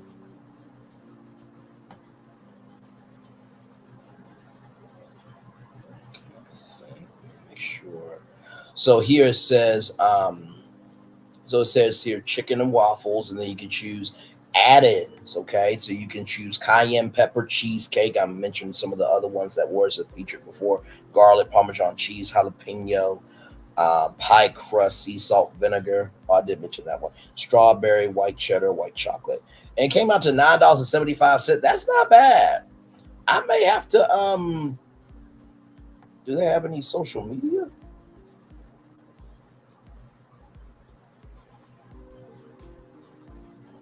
Good Trouble Gourmet, a new digital fundraising platform. And look at this: Biz Women Journal, Southern Living Magazine, The New Yorker, Your Business, Your First Million. I'm trying to see if they got any social media on contact. Okay, right there. All right. Let me see if let me see if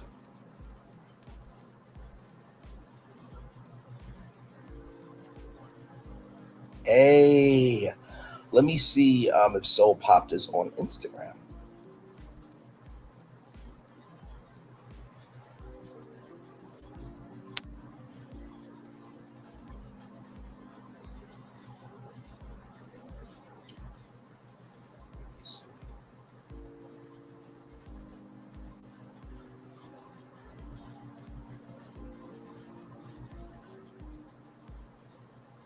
Let me see here.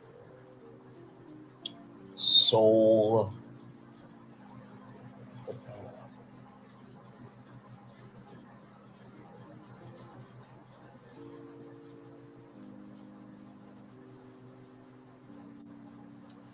Soul Popped.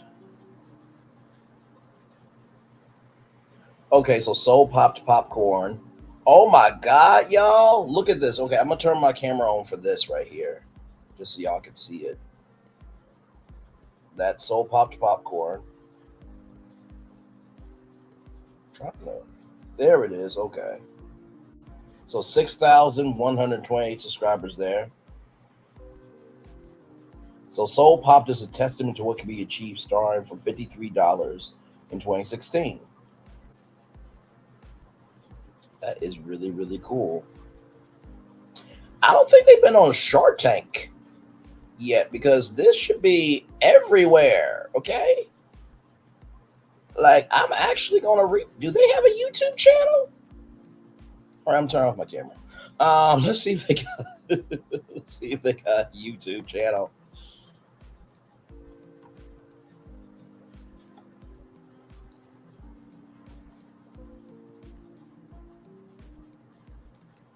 Oh my Lord, they only got 14 subscribers, y'all.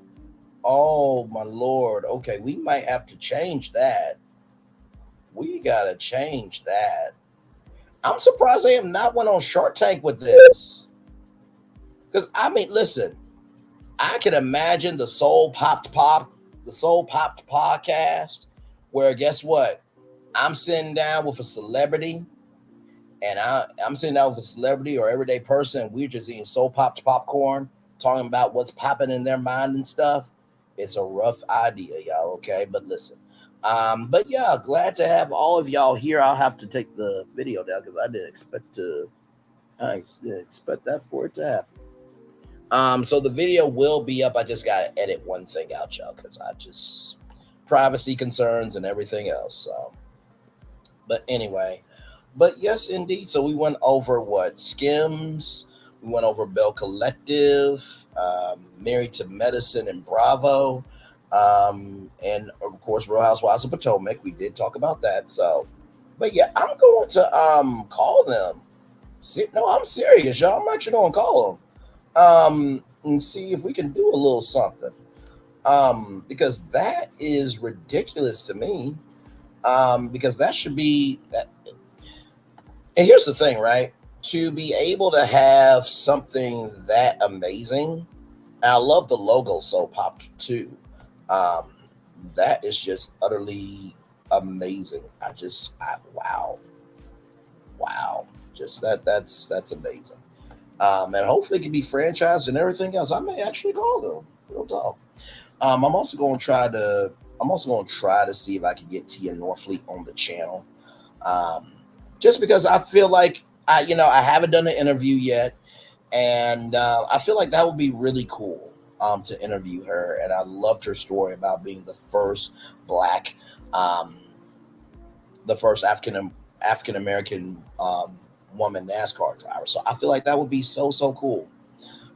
So y'all stay tuned to the channel. You never know what I got going on. And I really do appreciate each and every one of you for being here for sure. So yes, indeed. 4 people in the building. Like, comment, share, and subscribe. Glad to have all of you here in the building.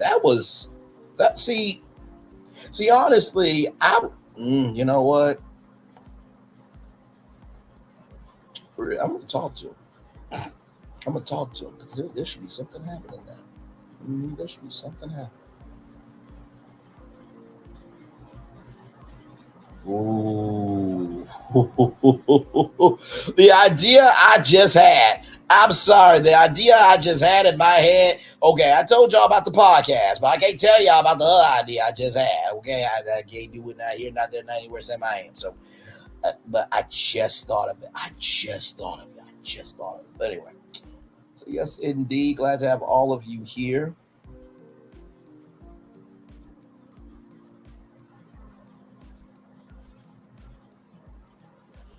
Yes, indeed. Glad to have all you here. 5 people in the building. Thank you all so much. Like, comment, share, and subscribe. While we are here, let me show you a lovely tea.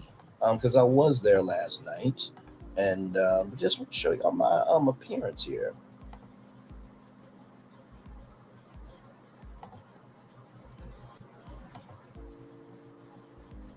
I think I'm towards the end of the show, I think.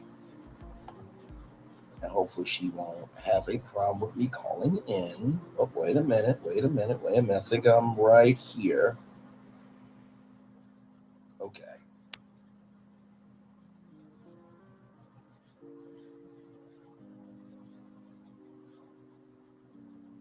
Sorry, I'll just get it right. Okay. All right, y'all, here we go. I'm going to show y'all lovely tea here. I was so excited to be on. Like, I didn't even know she was doing a call show. I'm like, I don't think I'm going to go on. But I'm like, no, we're going to go on. So here we go. Too much stock into other people's opinions. At the end of the day, this is just his opinion. His taste buds are his taste buds. They're not mine. They're not yours. So if he likes something, great. He may love something, then I go and taste it, and it's like, oh, gross, disgusting. Or he may, hate something, and I can taste that same meal, and it's fire. So I think that we shouldn't take it that deep. It's simply just an opinion. But Steffi, baby, thank you for calling in. We're going to go ahead and move on to the next caller. I appreciate you calling in. Let me go. Yes, I'm going to add you to the stage. Yes. Hey, how are you? Hi. I am doing great. And I just want to say, first of all, You are such a legend on YouTube, and I mention you on my channel. I'm a very small creator. I got 1,000 subscribers, so one step at a time. But I cannot wait to see the 1,000,000 celebration. And I remember you did your live show. I hope that there's more live shows to come. So nothing but love for you in the chat. Thank you so much. Thank you. Oh, no problem. Well deserved, of course. This is the thing I need all of us to do. If you enter in a food competition, would you have the same energy? If you were on Food Network competition, would you have the same energy? If you're on Cutthroat Kitchen, there ain't no way in hell you're going to send a death threat to Alton Brown on camera. And honestly, too, at the end of the day, like, do we not want Black people to diversify themselves? I hate a linear legacy. If everybody's a doctor, who's going to be the lawyer? Who's going to be the teacher? And do y'all not think for every Black chef, there's a Black food critic? Really? I mean, and honestly, with these reviews, would you take it from a white food critic? Because white people don't know Black people food. We do. So it only makes sense. And at the end, like you said, Lovely T, the fact that he was respectful would be like, do not send any 0 reviews. He didn't have to do that. So I'll let you respond. Then I want to respond to the other 2 topics. Yeah, no, I definitely agree. And I feel like that's the part that kind of bothers me, unfortunately, is that sometimes we're overly harsh on our own people, right? Like you said, if this was the Food Network, these same folks would not be sending anybody from the Food Network death threats, again, yes, Gordon Ramsay, he's an established chef and everything else, but let's keep it real. He's ratchet. He's very disrespectful. Okay, he will cuss you out at the drop of a dime and is seen as cute and spicy because it's another ethnicity doing it, and so for me, I like Keith Lee's energy. He just seems really nice, genuine, and positive. So for him to get all this backlash is sad. And sometimes we never give our own grace, and I think it's on both ends, right? Because another really good restaurant down in Atlanta is my friend Ebony. She owns Nouveau, and I did my event there a year and a half ago, and at her Jonesboro restaurant. And that's the one thing, is that when me and her talked, is that we have to be able to give each other grace on both ends, right? So when we go into a Black establishment, yes, we want to be treated a certain way. We want to be treated right. We want to be, entertained and, made to feel good. But then we also need to come in with, our same positive energy as well. Because sometimes we come in as customers automatically expecting the worst of the worst. Because again, we see another Black face. Do we have that same energy when we go into a white establishment, or are we just going in there to go get dinner? So I think that there has to be a level of respect on both ends, especially when we see a Black face. So you can go ahead. Yeah, no, absolutely. I totally agree with you. And, I think at the end of the day, the reason why we can't elevate is because we're about destruction, not construction. I wanted to talk about Diddy goes off of Warner Brothers. Now, listen, Diddy, I'm not your manager or nothing, but what I would have said was, hey, listen, can we do a multi-year deal for Revolt Studios? So that way you can get movies and TV shows on bigger platforms and stuff. That's the way I would have hustled it. Take an inch, make it a mile. Honestly, I know that Diddy tried to, pitch for BET, and Tyler Perry said the process was disrespectful. I feel like the only way we will ever get respect is if we take respect. Because the crazy thing is, when Byron Allen went to bid for BET, he put in a $3 billion bid, and Paramount Global moved back the goalpost. But yet Byron Allen went to ABC and bid it for $10 million. Not 10 million, 10 billion, sorry. So you mean to tell me, Paramount Global, you reject a $3 billion bid, the thing that you were asking for, but Byron Allen went to a network and bidded 10 billion? Something in the Kool-Aid ain't sweet. Go right ahead, Lovely T, and then I want to comment on the last topic. And then if I can, I would love to DM you sometime and just learn from you. So. All right. No, I appreciate you calling in. And what is your channel? Shout out your channel. Yeah, my channel is just Braylon Lee. Okay. Just my name. And I do this concept called Virtual Tour Live. So I basically take the highest topics and stories, and just like a virtual road trip, we go here, there, anywhere. And I'm very, very proud that I do it from the ground up. And it's just one subscriber at a time. And you said something about Fresh and Fit. For you, and you said this, it's not about the numbers, it's about the quality. So even though I'm at 1,000, that doesn't mean I'm not quality. I just have to keep giving because everybody starts at 0. So exactly. And thank you so much for calling in. It was wonderful talking to you. We still have a bunch of calls on the line, but I really right appreciate ahead. it. Much I love love. your input, and keep up the great work, because again, like you said, we all started somewhere. When I came onto this platform, I was at 0 like everybody else. And like I've always said, it's about integrity. I'm not going to buy followers. I'm not, don't take shortcuts.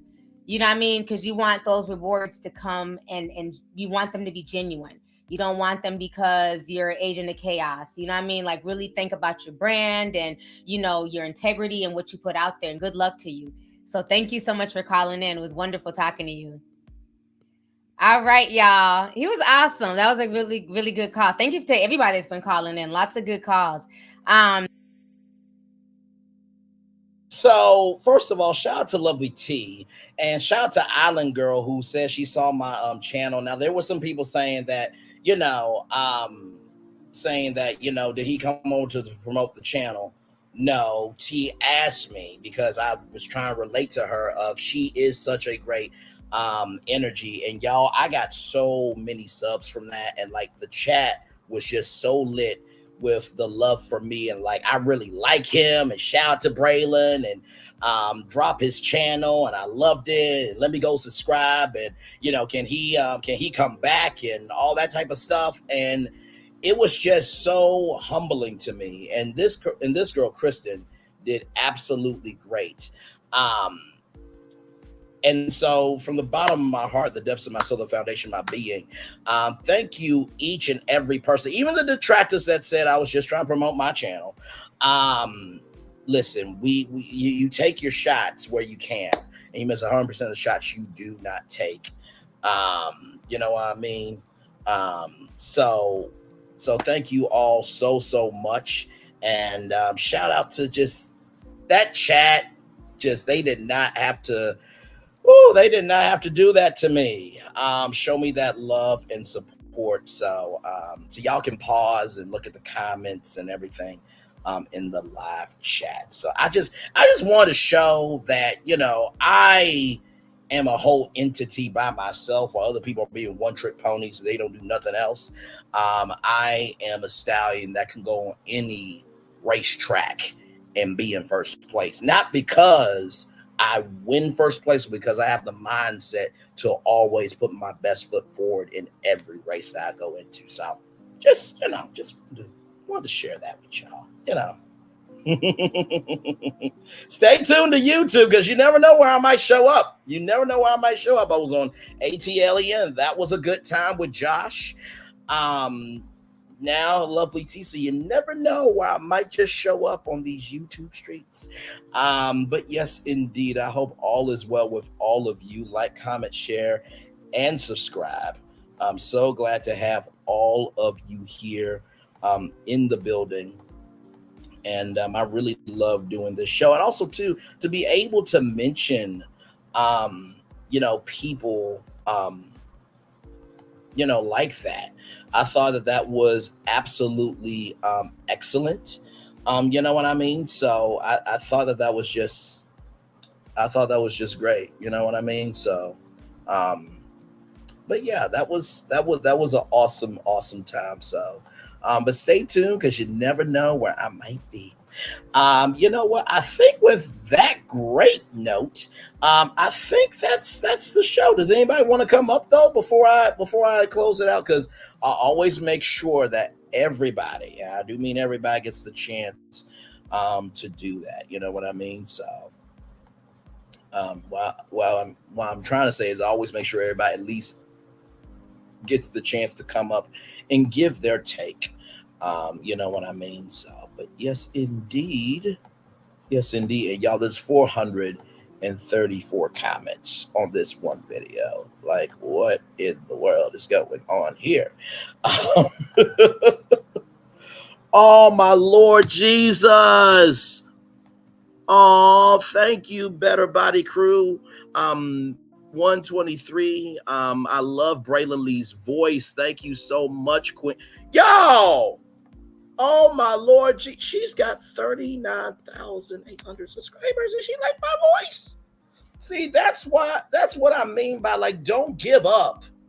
Like, just because there are degenerates and detractors and haters and wastes of life and, you know, people who want to be in brokenness doesn't mean that you're not valuable. Like I said, people will take a moment in time of who you are and they will paint that as the masterpiece of who you are. Don't worry about the temporary visitors to your art gallery. Worry about the permanent members of your art gallery. So that was amazing. That was absolutely amazing. So yeah, with that being said, looks like nobody wants to come up. Unfortunately, it is all good. I appreciate y'all. Let's wrap this thing up with the Daily Motivator, shall we? Let me get it on for y'all. Let me get it on for y'all. Let me get it on for y'all. On for y'all. By the way, shout out to everybody who came through. Kevin Moore, Janika Thompson, Nikki News. Shout out to Trina at some point. I know she had a live tonight as well. Showed some love there before I came over here. And Phyllis Crawford. Everybody who wish they were here, but they weren't here because they had other things to do. Love all you. All the people in the bushes. To the replay gang, thank you so much for being here as well. So with that being said, it's time for the Daily Motivator by Ralph Morrison. The thing always happens that you really believe in, and the belief in a thing makes it happen. I'm going to say that one more time. The thing always happens that you really believe in, and the belief in a thing makes it happen. So here we go. For Friday, November 3rd, 2023, the work you do. A special form of happiness it is to do a job well. You prove to yourself that you can exist, that you make a difference, that you matter. Leisure has its place and can offer certain pleasures, and yet it's work that resonates most deeply with the enduring reality of who you are.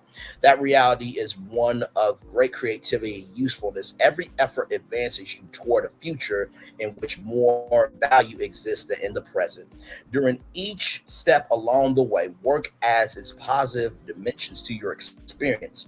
You can start with purpose and intention, you can continue with strength, and you finish with well-earned satisfaction. As you apply focus, discipline, and persistence, you gain new appreciation for what is, new confidence in what can be. You are engaged by the challenges, energized by the process. Throughout your existence is the ever-present magic of what's possible. Continue to do the work, and that brings great possibilities to life. Ralph Morrison. Another great daily motive, right? Janika Thompson, that was a great daily motivator, and honestly a great show tonight, really. I really do vibe with this because here's the thing, and I've always said this, I really truly believe this: the hardest work is the work that no one ever sees. And I believe it's important to show your receipts, because guess what? There are other people that are going to be showing their receipts of who you are. But here's the thing, though. Those receipts have usually been filtered, broken down, and have been in disarray. But it's the most powerful when it comes from you. So that's the first thing. The hardest work is the work that no one ever sees. Number two, the work that you do is either in vain or for a purpose, depending on how you view it. I feel that my channel right now is still new, but I am growing. I'm evolving, and I am finding the soul of who I am on YouTube. And let me tell you something, I was a subscriber for a very long time before even doing a virtual tour live. And you know what I recognize from being a subscriber is everybody had to put out some type of work in order to get work of subscribers, or get likes and comments and shares. And so recognize that in the work that you do, if no one is watching you and you're failing now, imagine what would happen if you put in the work and seeing what can be. So remember, the first thing is the hardest work is the work that no one ever sees. that work is in vain or for a purpose based on how you see it. And finally, at the end of the day, just because you're not being seen by everybody doesn't mean that you're not being seen. I'm going to say that one more damn time. Just because you are not being seen by everybody doesn't mean that you're not being seen. Because that YouTube channel right there, that YouTube channel, Lovely T's channel, has 985,000 subscribers. 985,000 subscribers. Doesn't matter the size of quantity. What matters is the quality. That's what thing you. I'm gonna say that one more time. It does not matter about the quantity of things you do. It does not matter about the quantity of different ways you can display yourself. It doesn't even matter about the quantity of resources that you have. But what really matters is the quality of what you give, how you give, and Steward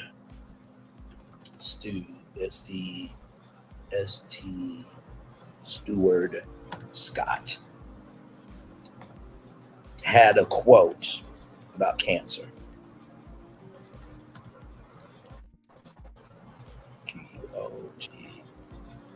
And such a powerful quote.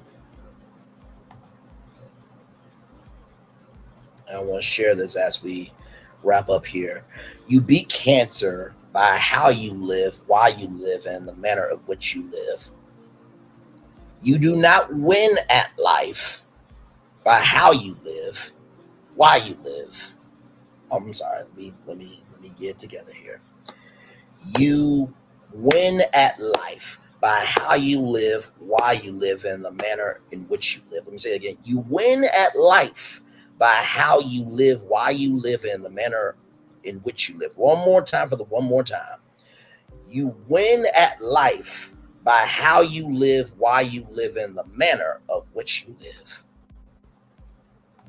I think with that, that's the end of our show. And it's time for the best outro on YouTube. I'm going to let me do this here. Let's see if I can do this in a new tab. Yep. Share this tab right here to honor a great brother right there. With that being said, it's time for the best outro. Okay, I'm sorry. I thought I was double hearing myself. It's time for the best outro on YouTube, if I do say so myself. Know what you do and do what you know. Never say you weren't born special, because you are always born a blessing. And trust, you may not be where you want to be, but by the end of it, you'll be where you need to be. Do what you've been chosen to do. Why is one thing to call yourself? It's another thing to be chosen. One love, much love, all love. I have spent time with you. You have spent time with me. Hopefully by spending time together, we'll rise up to be great together. And always remember, we're doing radio, television, YouTube, living your best life, or you're just making moves in public. Moves so big that your haters, your detractors, everybody that's coming against you has to fall to the wayside and watch you succeed, because they were nothing but a failure. And they weren't a failure because of you. They were a failure because there was nothing successful inside them. Make sure the replay is not just worth for you to watch it, not just worth for you to listen to it, but for you to want to experience it again. I love you. I value you. I embrace you all. I'll see you real soon. Good night, everybody. Enjoy these fireworks for the day that you've had, for the day is to come, and all the blessings are on the way for you. I love you. I value you. I embrace you all. I'll see you real soon. Good night, everybody.